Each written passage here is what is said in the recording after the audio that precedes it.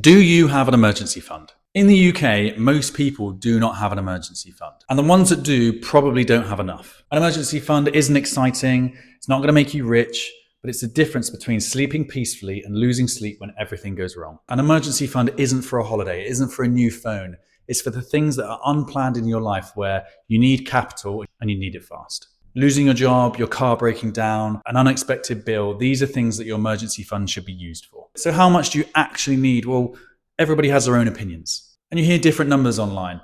Some say you need 1,000. Some say you need 3 to 6 months' salary. But the truth is, it depends on you. And a simple way to work this out is calculate your outgoings every single month. These should be the bare minimum costs that you need to essentially survive. Food, bills, rent, and travel. No Netflix subscription, no packet of sweets or pack of 4 beers at the end of a hard week. It should be just the things that you need to live off. Then take that number and multiply it by 3 or 6, depending on how much of an emergency fund you particularly want. So for example, if our bare essentials came to £1,500 a month, you would need between £4,500 and £9,000 in your emergency fund. Now, if you're self-employed or you work on a commission basis, maybe timesing that essential cost by 6 is a smart thing to do. Now, some people will ask, why is it important? Because, well, I don't need an emergency fund because, I'll just make more money. The reason is any setback could result in financial insecurity.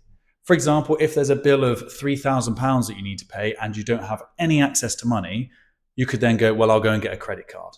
But then what if you don't pay the credit card off in time? Not having an emergency fund can snowball quickly into a bigger problem. It's not about earning, it's about having a fund there or a set amount of cash that realistically you hope to never touch. Think of your emergency fund as peace of mind. The last thing that you need when losing your job is accessing cash now because you haven't got any. An emergency fund could relieve that pressure for 3 to 6 months while you find a new job and get yourself back on track. So where should you keep your emergency fund? Should you keep it in crypto? Should you keep it in a bank? What should you do with it? First, it should be easy to access. When the time comes, if it comes, you're going to need that money fast. The second is to have it separate to every other account. Out of sight, out of mind. If you have it on a separate account, so the one that you get paid, you know exactly how much is in there at all times. And the third is to at least earn some interest. If you're going to hold an emergency fund for a long period of time, you want to have some return back on it. Most individuals that have an emergency fund will have it in a high interest savings account or an instant access cash ISA.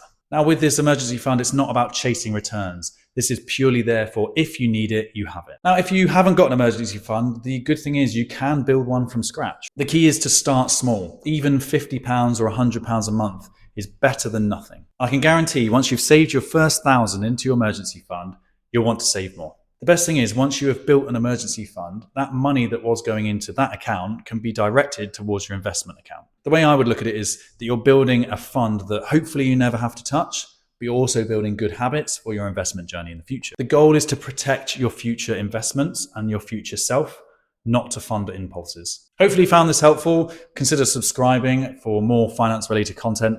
My name is David and thanks for watching.